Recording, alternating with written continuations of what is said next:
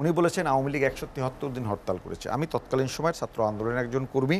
আমি এই কারণে আপনাদের একজন ভদ্রলোকের সাথে আপনাকে আমি বলিনি, আপনাদের এই আমাদের খেয়াল করতে হবে, টু দ্য পয়েন্ট আপনার কথা বলতে হবে। বা গণতন্ত্রকে শক্তিশালী করার জন্য বঙ্গবন্ধু কন্যা জননেত্রী শেখ হাসিনা বেগম খালেদা জিয়ার সাথে জোট হয়ে আমরা রাজনীতি করেছিলাম।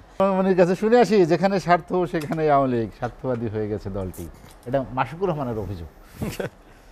আমি মানে যেহেতু পার্সোনাল ইস্যু নিয়ে আসছে সেক্ষেত্রে কোনো পার্সোনাল ইস্যু বলি নাই। না না না, আচ্ছা আমরা তাহলে একটু ভিন্ন দিকে আলোচনা করি যে আওয়ামী লীগের পক্ষ থেকে যখন বলা হলো যে মন্ত্রীদের এমপিদের স্বজনরা নির্বাচন নির্বাচনকে এখানেও আমি পর্যায়ে নিয়ে যাওয়ার জন্য করা হয়েছে, মানা হচ্ছে না। এখানেও আমি গণতান্ত্রিক যে রীতিনীতি সেক্ষেত্রে কন্ট্রাডিক্ট করে বলেই বলছি। আবার কেন আওয়ামী লীগ করছে সেটাও বলছি। প্রথমত মাশরুক ভাইয়ের সাথে এই অংশে আমি পরিপূর্ণভাবেই একমত যে একজন রাজনৈতিক কর্মী, এখন আমার ফ্যামিলির তো ভাই বোন তারাও রাজনীতি করে, আমার মতন না, কিন্তু তারাও তো দীর্ঘদিন ধরে রাজনীতি করছে। আমি না হলে ঢাকা কলেজ, ঢাকা ইউনিভার্সিটি সেন্ট্রালের ছাত্র রাজনীতি করছি দীর্ঘদিন। এখন আওয়ামী লীগের স্থানীয় পর্যায়ে করেছে, তারা স্থানীয় পর্যায়ে রাজনীতি করে, তারা কেউ আওয়ামী লীগে আছে, কেউ মহিলা আওয়ামী লীগ আছে, কেউ যুবলীগ করে, এরাও তো দীর্ঘদিন ধরে করে। তাদের রাইট নেই ইলেকশন করা, তাদের রাইট আছে। সো আমি এটা করছে কোন কোন কারণে, সেটা হলো একজন একজন প্রতিমন্ত্রী, তার শ্যালক সিংড়া উপজেলা নাটোরে। আমার বিনয়ের সহিত এই সমস্ত প্রতিমন্ত্রী যারা হয়েছে তাকে মেরে, তাদের কাছে আমার প্রশ্ন যে আপনারা মাননীয় প্রধানমন্ত্রীর দয়ায় এদেশে বহু আওয়ামী লীগের সিজেন্ট পলিটিশিয়ান আছেন, জায়ান্ট পলিটিশিয়ান আছেন, এবং যারা অনেকেই মন্ত্রী, জাতীয় রাজনীতিতে তাদের খ্যাতি আছে, যশ আছে, এরকমের বহুত রাজনৈতিক নেতা আছে, তাদেরকে এখন পর্যন্ত পতাকা দেননি বা পাওয়ার সুযোগ হয়নি। এই সমস্ত মানুষরা তিনবারের প্রতিমন্ত্রীও হয়ে গেছেন, আর আমরা এখন পর্যন্ত এমপি হতে পারি নাই। এখানে হলো মানে আয়রনি। যাই হোক, এগুলো নিয়েই আমরা চলতে হবে। এমপি হওয়ার মটো নিয়ে আসলে রাজনীতিতে আসিনি। বঙ্গবন্ধু হত্যার বিচারের জন্য, আইনের শাসন কায়েমের জন্য, গণতন্ত্র প্রতিষ্ঠা করার জন্য বঙ্গবন্ধুর আদর্শের একজন কর্মী হিসাবে, সৈনিক হিসাবেই রাজনীতিতে এসেছিলাম। এখন আসেন মাশরুক ভাইয়ের কয়েকটা জায়গায় আমি কন্টেস্ট করছি এভাবে বিনয়ের সহিত। উনি বলেছেন আওয়ামী লীগ ১৭৩ দিন হরতাল করেছে। আমি তৎকালীন সময়ের ছাত্র আন্দোলনের একজন কর্মী, আমি ছাত্রলীগের সর্বোচ্চ নীতি নির্ধারণী ফোরামের একজন মেম্বার ছিলাম। আওয়ামী লীগ ১৭৩ দিন হরতাল করেননি। এটা ওনাকে কারেক্ট করে দিচ্ছে এই কারণে, অনেয়ারে আমরা এসে অসত্য তথ্য উপস্থাপন না করাই ভালো। আওয়ামী লীগ সর্বমোট ৫৬ দিন আন্দোলন বা হরতাল করেছিলাম।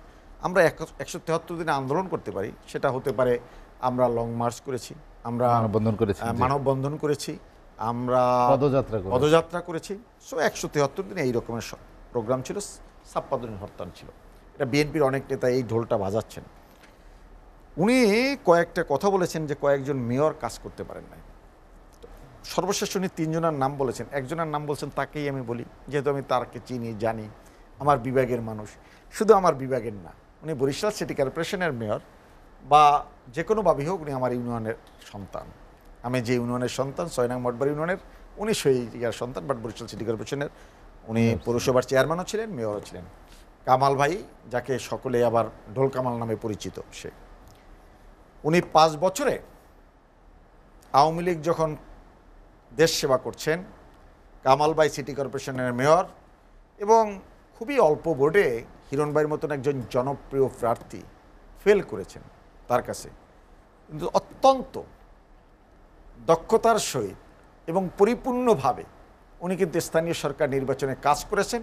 স্থানীয় সরকার তৎকালীন যে মন্ত্রী, তার কাছ থেকে কোটি কোটি টাকার ফান্ড বরাদ্দ করে উনি কাজ করেছেন। সে কারণে বললাম, মাশরুক ভাই হয়তোবা একটু সিনিয়র হতে যাচ্ছেন, সে কারণে বোধহয় অনেক কিছু খেয়ে হারিয়ে বলেছেন। বরিশালের কামাল ভাই অনেক কাজ আওয়ামী লীগ সরকারের অধীনে নিয়ে উন্নয়নমূলক কাজ করার সুযোগ পেয়েছেন। দেখুন, আমার ভাই জাতীয়বাদী নেতা যেটা বলেছেন, যথার্থই বলেছেন যে বিএনপি, উনি যদি একটা সত্য কথা বলেন বা যদি এটা মানে কোনো একটা পজিটিভ ভাইব দেন, এটাকে আমার পজিটিভলি নিতে হবে। মাশরুক ভাই যদি একটা পজিটিভ কথা বলেন, আমি কিন্তু সেটাকে পজিটিভলি রিসিভ করছি। এটা যদি না করেন, তাহলে আমরা তো আসলে দিন শেষে দেশটাকে ডেভেলপ করতে চাই, সামনের দিকে নিয়ে যেতে চাই। এটাই যদি চাই, এটাই যদি আমাদের মোটো হয়ে থাকে, তাহলে আমি কেন উপজেলা ব্যবস্থা বাদ দিলাম? এরশাদ সাহেব করছে সে কারণে। কেন বাদ দিলেন আপনি? আসেন, বঙ্গবন্ধু কন্যা জননেত্রী শেখ হাসিনা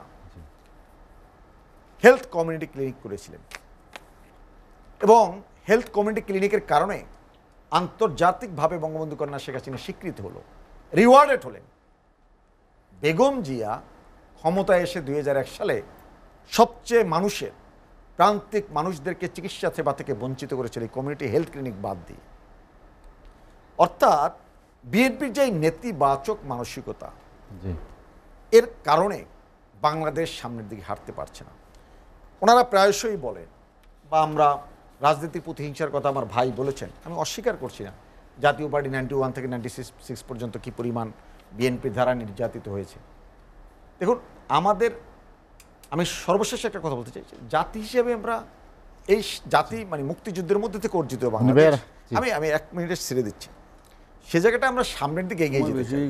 এরশাদ সাহেবের এই উপজেলা কনসেপ্ট আপনি গ্রহণ করবেন না, কমিউনিটি হেলথ ক্লিনিক করবেন না, আপনি নির্বাচনে অংশগ্রহণ করবেন না, আপনি কিভাবে ক্ষমতা এসে দেশটাকে রান করবেন তার কোনো পদ্ধতি বা রোডম্যাপ আজ পর্যন্ত দিতে পারেনি। সেই কারণে আমি বলছি, সমালোচনার জন্য সমালোচনা নয়, ইতিবাচক সমালোচনা, গঠনমূলক সমালোচনা, গঠনমূলক আলোচনা। তার মধ্যে আমি আপনার কাছে আবার আসবো।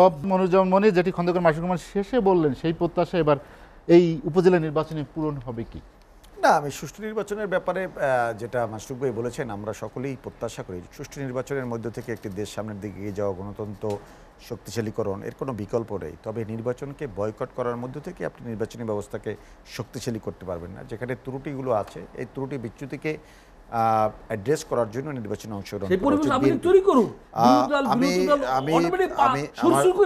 জাতীয় পার্টির এক নেতা জাতীয় নির্বাচনে উনি তার আগে দুটো শব্দ উচ্চারণ করেছেন। এটা আসলে আমাদের অন এয়ার টেলিভিশনগুলোতে এভাবে করে এই শব্দগুলো, এটা আমাদের মেঠো বক্তৃতা বলা যায়, কিন্তু টেলিভিশন টকশোতে আমি আশা করি উনি হয়তোবা নিজেকে রিকল করতে পারবেন যে উনি যে শব্দ দুটা চয়ন করেছেন এটা আসলে অনাকাঙ্ক্ষিত। আমি আশা করি না অদূর ভবিষ্যতে আমার ভাই এরকমের শব্দ টেলিভিশনে উনি উচ্চারণ করবেন।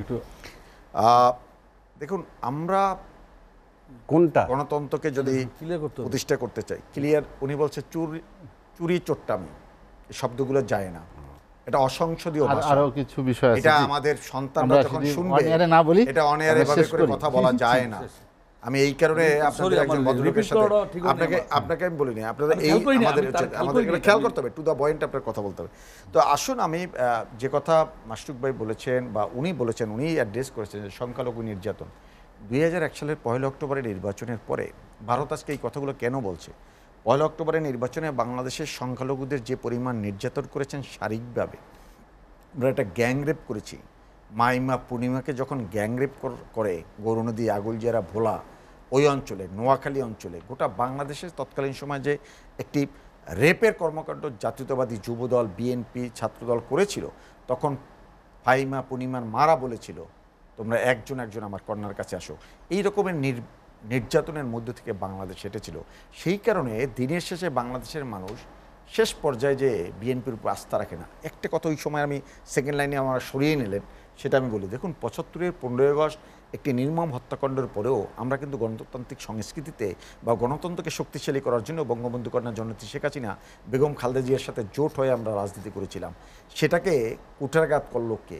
করলো 2004 সালের 21 আগস্ট গ্রেনেড হামলা ঘটিয়ে বঙ্গবন্ধু কন্যা শেখ হাসিনাকে রাজনীতির থেকে চিরতরে বিদায় নেওয়ার জন্য তাকে হত্যার উদ্দেশ্যে চার্জেস গ্রেনেড নিক্ষেপ করলো।